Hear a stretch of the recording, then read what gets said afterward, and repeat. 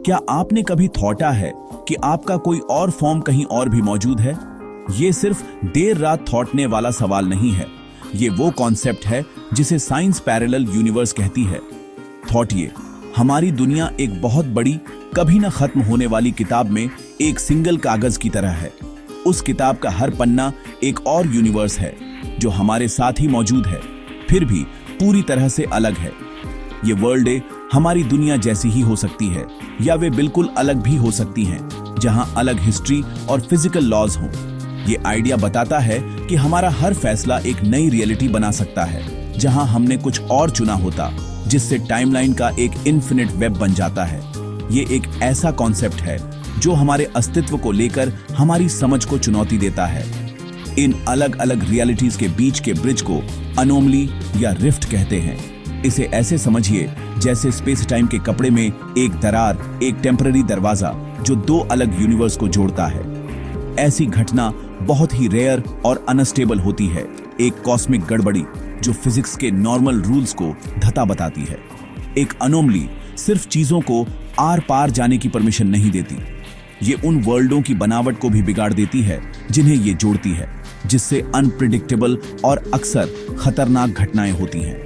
जिस दुनिया में ऐसी दरार खुलती है, उसके निवासियों के लिए रियलिटी खुद नाजुक हो सकती है। यहीं से हमारी कहानी शुरू होती है, ऐसी ही एक जबरदस्त और फियरावनी घटना के मुहाने पर। हमारी कहानी इस आइडिया के इर्द गिर्द घूमती है कि हम अकेले नहीं हैं, एलियंस के कॉस्मिक सेंस में नहीं, फोर्स है कि अल्टरनेट सेल्फ्स के डायमेंशनल सेंस में। क्या होगा अगर आप उस आप से मिल सके जो साइंटिस्ट बनने के बजाय एक फेमस आर्टिस्ट बन गया, या वो आप जो ऐसी दुनिया में रहता है जहां डायनासोर कभी खत्म नहीं हुए। ये पैरेलल सेल्फ्स या डॉपलगैंगर्स जाने आइडेंटिटी भी होंगे और अजीब भी, न चुने गए रास्तों का एक विक्टोरिया जागता सबूत। ये कॉन्सेप्ट हमें अपनी पहचान पर सवाल उठाने पर मजबूर करता है। क्या हम अपने फैसलों से डिफाइन होते हैं या उन सभी फैसलों की पोटेंशियल से जो हम ले सकते थे? ये हार्ट चस्प सवाल हमारी अज्ञात यात्रा के केंद्र में है। हालांकि ऐसे कनेक्शन का खतरा बहुत बड़ा है। वर्ल्डों के बीच दरवाजा खोलना आपके पड़ोसी के घर का दरवाजा खोलने जैसा नहीं है। ये एक अनजान चीज के लिए इनविटेशन है, और इन्फिनिट मल्टीवर्स में मौजूद हर चीज फ्रेंडली नहीं होती। जब रियलिटीज के बीच की दीवार कमजोर होती है, तो ये उन एंटिटीज को अट्रैक्ट कर सकती है जो अराजकता पर पनपती हैं और ढाते डायमेंशंस की एनर्जी पर पलती है। ये मल्टीवर्स के प्रेडेटर्स हैं, वो प्रे जो कॉस्मिक रास्तों पर शिकार करते हैं। जो कोई भी ऐसी अनोमली बनाने के लिए दुर्भाग्यशाली होता है, उसके लिए नॉलेज की तलाश जल्दी ही सर्वाइवल के लिए एक बेताब लड़ाई में बदल सकती है। न केवल अपनी जान बचाने की, फोर्स की अपनी पूरी दुनिया को बचाने की लड़ाई। हलचल भरे शहर के ठीक नीचे दुनिया से छिपा हुआ एक state of the art unfair ground laboratory में डॉ. विक्रम शर्मा ने अपना जीवन एक ही साहसिक लक्ष्य के लिए समर्पित कर दिया था। विक्रम एक ब्रिलियंट लेकिन जुनूनी फिजिसिस्ट था, एक ऐसा आदमी जो यूनिवर्स को एक फिक्स्ड रियलिटी के फॉर्म में नहीं, फोर्स इनकी इन्फिनिट पॉसिबिलिटीज के सागर के फॉर्म में देखता था। वह पैरेलल डायमेंशंस के अस्तित्व को साबित करने की एक अदम्य जिज्ञासा से प्रेरित था। इस महत्वाकांक्षी प्रयास में उसकी पार्टनर रोशनी थी, एक गिफ्टेड इंजीनियर और कंप्यूटर साइंटिस्ट। जहां विक्रम सपने देखने वाला था, वहीं रोशनी प्रैक्टिकल थी, जो उसके कॉम्प्लेक्स थ्योरीज को ठोस मशीनरी में बदलती थी। साथ में वे हिस्ट्री बनाने की कगार पर थे, या ऐसा उन्हें लगता था। उनका बड़ा प्रोजेक्ट था रिफ्ट जनरेटर, एक विशाल डिवाइस जो उनकी लैब के बीच में जबरदस्त पावर से गूंजता था। यह super conducting magnet, exotic matter conduit और क्वांटम प्रोसेसर का एक कॉम्प्लेक्स वेब था, जो सभी एक ही मकसद के लिए डिजाइन किए गए थे, स्पेस टाइम में एक कंट्रोल टियर बनाने के लिए। विक्रम ने थ्योरी दी कि एक सिंगल पॉइंट पर जबरदस्त एनर्जी को फोकस करके वह हमारे यूनिवर्स और अगले यूनिवर्स के बीच की दीवार को कुछ देर के लिए कमजोर कर सकता है। रोशनी ने एक्सपेरिमेंट को सेफ रखने के लिए कंटेनमेंट फील्ड और स्टेबलाइजेशन एल्गोरिदम डिजाइन करने में सालों बिताए थे। उनका काम एक सीक्रेट था, जिसे एक प्राइवेट कंसोर्शियम ने फंड किया था, जो एथिकल कंसीफियरेशन से ज्यादा रिजल्ट्स में इंटरेस्टेड था। फाइनल टेस्ट का दिन जुलाई 27, 2025 एक साफ टेंशन से भरा था। लैब में हवा में एंटीसिपेशन और डर का हल्का सा एहसास था। विक्रम अपनी सफेद लैब कोट में नर्वस एनर्जी के साथ घूम रहा था। उसकी आंखें कॉम्प्लेक्स इक्वेशंस और एनर्जी रीडिंग डिस्प्ले करने वाले दर्जनों मॉनिटर के बीच घूम रही थी। रोशनी मेन कंसोल पर तैनात systematically final pre activation checklist को पूरा कर रही थी। उनका लक्ष्य आसान था, कुछ नैनोसेकंड के लिए एक माइक्रोस्कोपिक स्टेबल वर्महोल खोलना, बस डेटा इकट्ठा करने और अपनी थ्योरी को साबित करने के लिए। उन्हें लगा था कि उन्होंने हर वेरिएबल का ध्यान रखा है और हर आकस्मिकता के लिए तैयारी की है, लेकिन यूनिवर्स किसी भी इक्वेशन से कहीं ज्यादा कॉम्प्लेक्स और अनप्रेडिक्टेबल है। जैसे ही उन्होंने सीक्वेंस शुरू किया, रिफ्ट जनरेटर पहले से कहीं ज्यादा तेज आवाज करने लगा।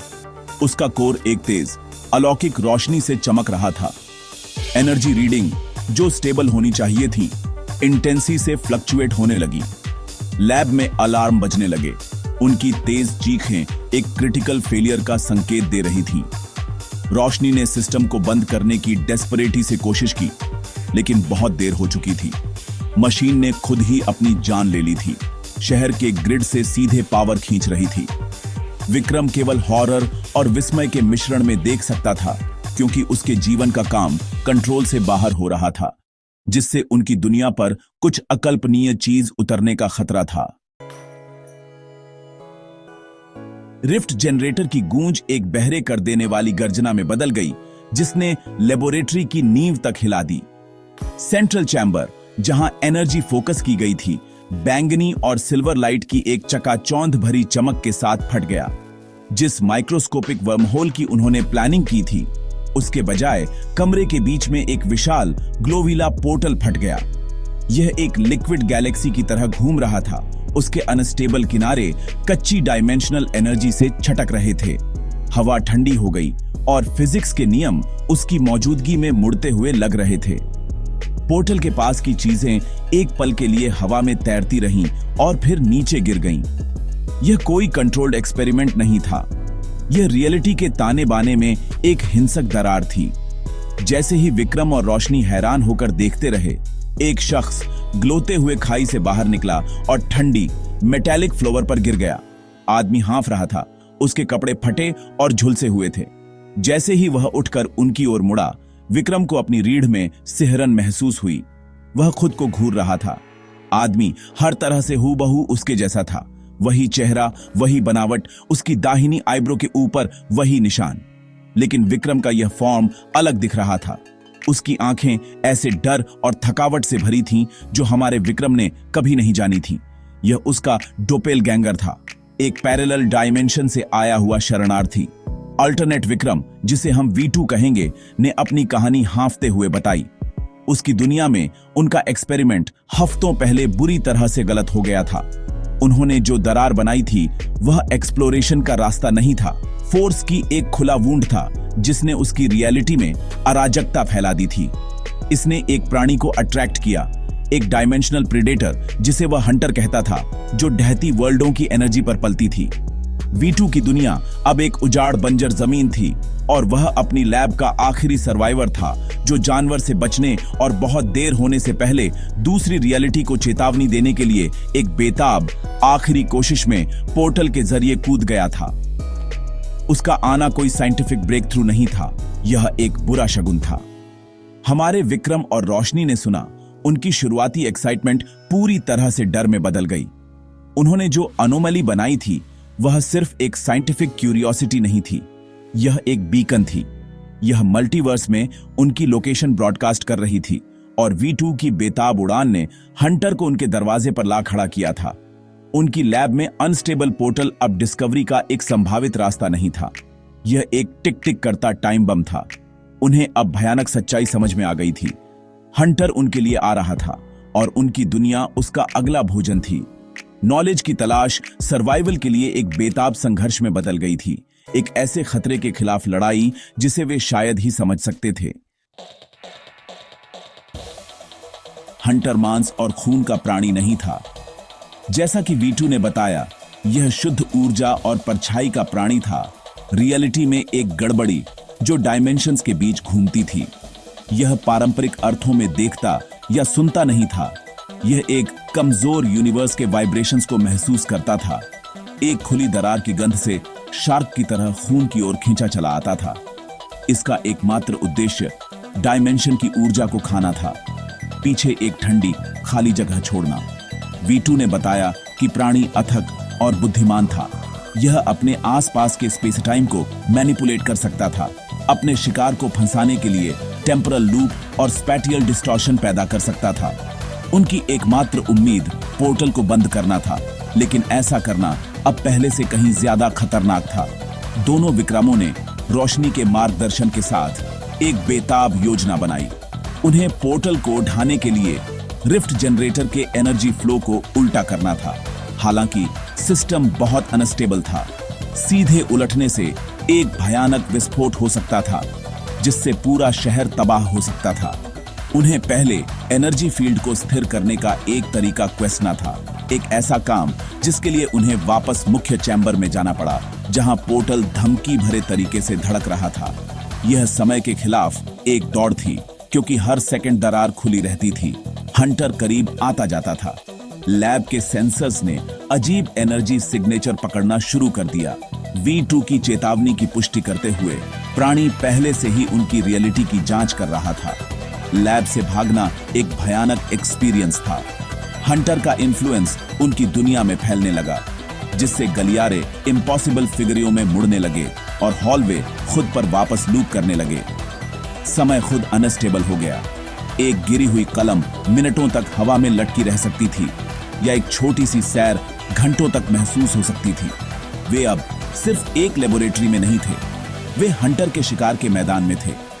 V2, जिसने इसे पहले भी एक्सपीरियंस किया था, ने उन्हें बदलते हुए भूल भुलैया से गाइड किया। प्राणी की रणनीति का उसका ज्ञान उनका एकमात्र फायदा था।